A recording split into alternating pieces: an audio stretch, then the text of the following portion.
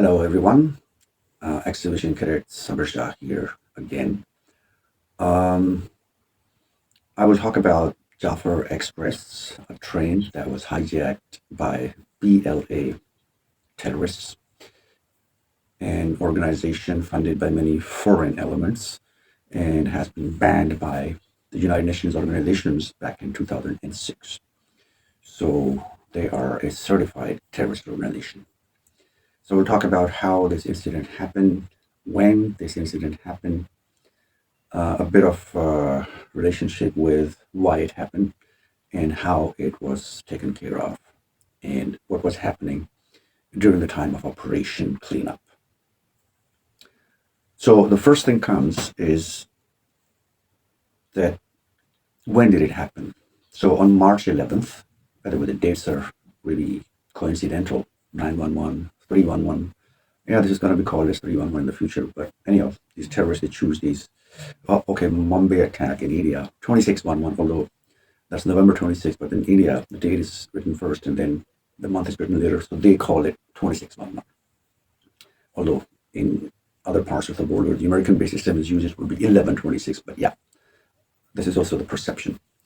So on March 11th, the train leaves from Koita to Sibbi, Jaffar Express, and on tunnel number 8, the train got abducted. It was blown up. The footage was sent by BLA terrorists on their social media accounts, which were very active at that time. And that was a time when they sent this footage. And then we came to know that it was attacked and it got derailed. And that's how they took over the train. There were 400 plus passengers on the train. Who were those passengers? Well, the information of the passenger was leaked by these BLA terrorists. They had the whole list, printed list of the people on board, especially because I have been in Pakistan Air Force. So when we travel through these places, we are given special vouchers, and we just present those vouchers to the railway stations, and then get on board, and then they clear up with the finance section of our related departments. So all these army personnel who were with their families on the train, of course, their list was provided by the military to the railway people, but that list is confidential, and that was leaked out. So we have a major ranked officer under investigation who was responsible for providing this list to railway, and that got leaked out, which was shown on Indian channels as well by a Twitter handle. And he was interviewed too, which Pakistan doesn't have any access to, but Indian channels, they had a live interview. We don't know if he was wearing a mask, so was it the same person or not? But yeah, because Indian channels, they straight away wanted to get some Pakistani journalists go to their channels and talk about the incident. Many of them, which I know of, refused to go there because it's not a matter of point scoring. So that's why they refused to go there. So eventually, when this operation was going on, so what they did, they separated the people on the basis of their profession. So if you are from the military, because they had the whole list of the names and their ranks, so they double checked with their ID cards and separated the military guys on one side. Second, by checking the ID card, because on the trains you have to produce your ID card, so everyone had one. So they checked their place of birth and residence wherever they resided. So if they were the local people from Baluchistan, Pakistan, they were released right away, almost 80 of them, along with the families. And if you are from the province Punjab and you were in another place, in another group, and the third one was the police, the Balochi police. So they put them in three categories: military based, Punjabi, the province of Pakistan, the largest province in terms of population, their people. And the third one was the law enforcement agencies, civilians, police, and FC and whatnot. And then they, later on, by our press conference, not a press conference, actually, a press release by DGISPR, Major General Sharif, he showed the visuals of where they kept. Although BLA also sent the visuals, but we didn't know who those people were. But DGSPR clarified that these were the people in three groups. And if you see from top, they were like, I would say, less than 100 people. So rest of the people were on the train. Now, I don't know what people were on the train. There were more than 400 people, and the people in those three groups were not much in number. I think they hid their, what you call, identity. So if they were not sure who they were, they put them on the train. But those, they were 100% sure that they are Punjabis, they are the police, and they are the military people. They did put them on the side, and along with their families, with their kids and their wives and mothers, and all the relatives. So the first resistance came out right away when they started taking over. That was the first resistance when some of the military people and some of the, of course, your life is on stake, so you would resist. So they had no arms, no weapons, because they were going on vacation, on holidays. And of course, weapons are not allowed to be carried on trains for normal people, for common people. And they say that some of them, so among these 450 passengers, there were more than 50 who were BLA terrorists. They also got on the train disguised as the normal people, common people. So among 450 passengers, of course, there were terrorists too. So once the train was abducted, was hijacked, and the resistance was shown, almost 70 to 80 people, along with the people, terrorists, let them go. So the first resistance started there, and then there were a few casualties, few fatal casualties for those who were resisting.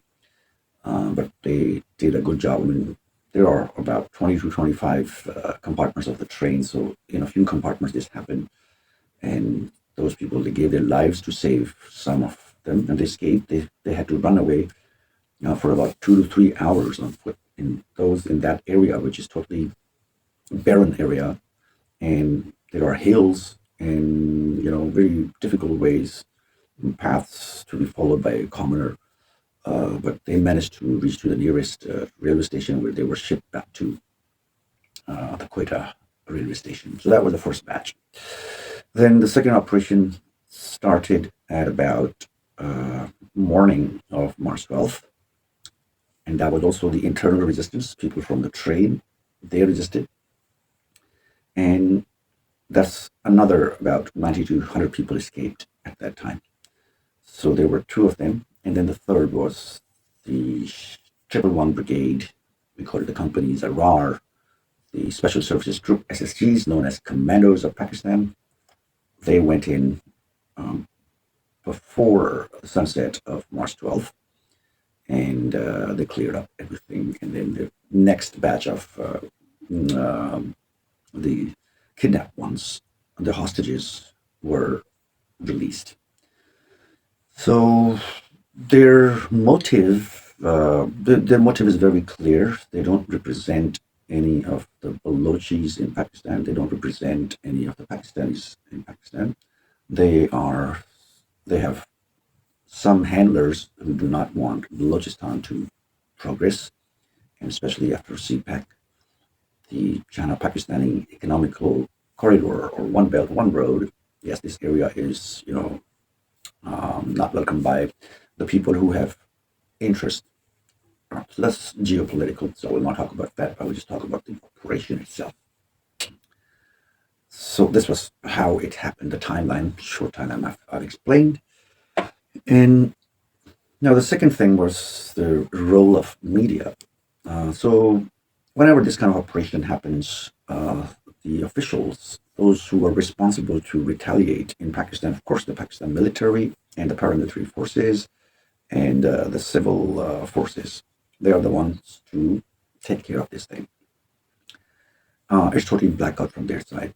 And the reason being, they don't want to let the people know anything. It's the surprise is the best attack. And for that, they don't give out information that, okay, we're going to do this, we're going to do that. And that's also a disadvantage for those propagandists, those who spread propaganda. So there were many fake videos going on, old thanks to X, Elon Musk, Grok is a good thing. So whenever you see a post, you just tag Grok to that one, and then it tells you that when this incident actually happened, the video is old. Even a very famous defense analyst from the US, she also posted an old video from 2022.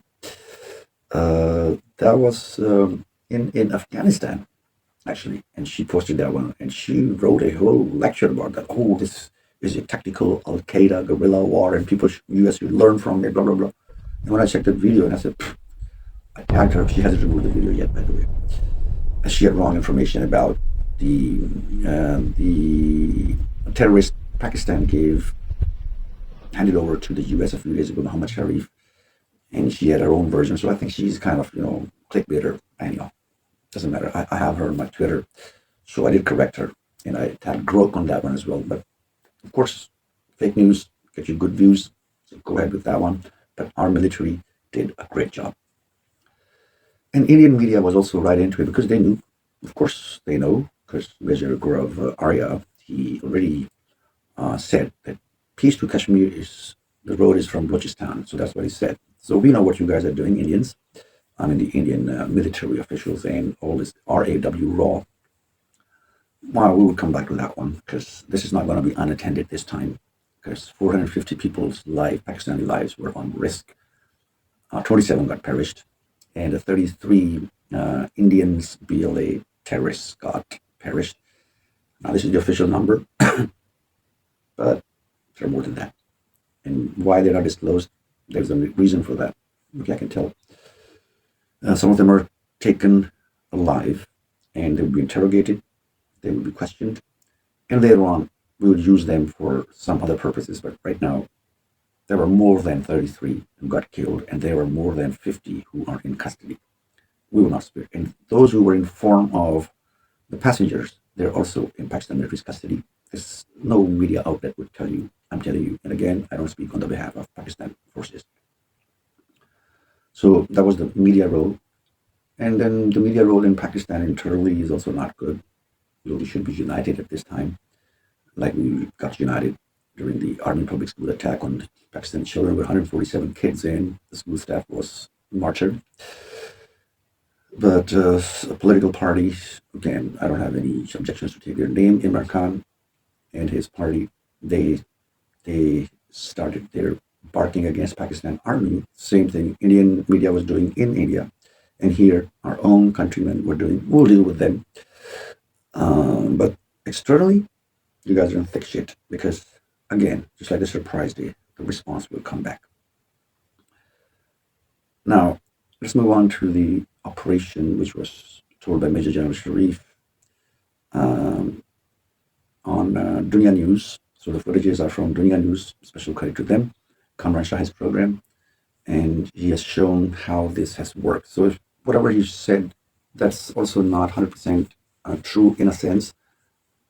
Pakistan cannot give away how we tackle these kind of situations. We are very professional and experienced forces in the world. And back in Air Marshal Noor Khan, when he was the MD of Pakistan International Airlines, and we had one of our airplanes hijacked at that time. And imagine that's like 50 years ago.